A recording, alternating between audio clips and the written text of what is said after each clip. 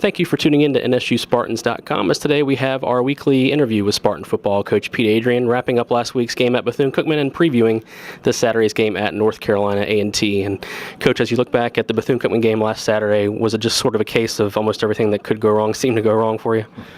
Well, yes, I guess, but again, you got to go out and perform. And defensively, we started off. We had a chance in the first drive to get off the field a couple of times. It didn't do it. Let them convert a third down. Let them convert a fourth down on us, and then led to a touchdown. Then I think we went back and forth there. Then we got the turnover around the 20-yard line or whatever, and then we fumbled on the first play, and unfortunately went right to their guy, and they ran it back for about a 75-yard touchdown and put it up 14-0. And you could feel us slipping a little bit right there because that's the last thing we needed to do. And then I just don't think we performed to the level we should have performed at.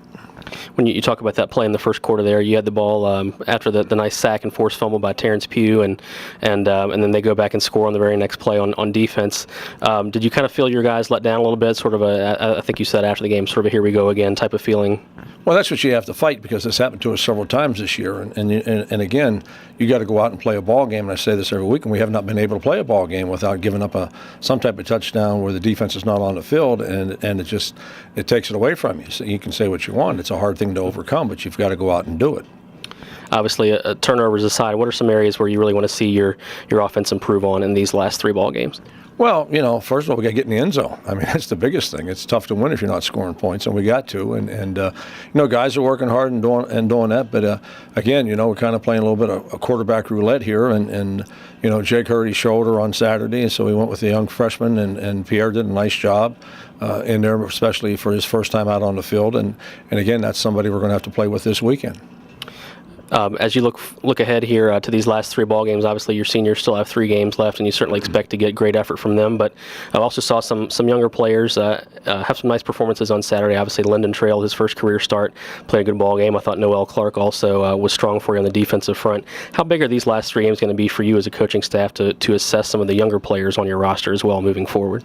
Well, we certainly want to try to win the last 3 ball games, and try to get yourself where you have a respectable record. Nobody wants to lose every week, and neither do these kids. And we're playing enough young kids that there's a good nucleus being played right through there. And of course, some of it's just because of the injuries are starting to mount up, but that's part of the game too when you go through that. And young kids got to go in and do the job.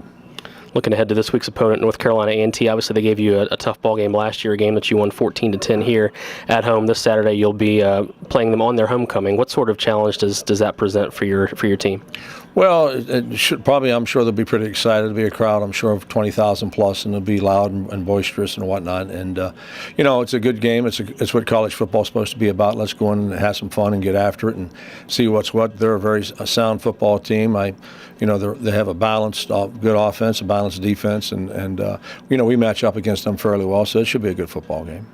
What sort of parallels do you see between these two teams? Obviously, A&T lost 3 of their last four games. They're also, at least last week, struggled as well offensively.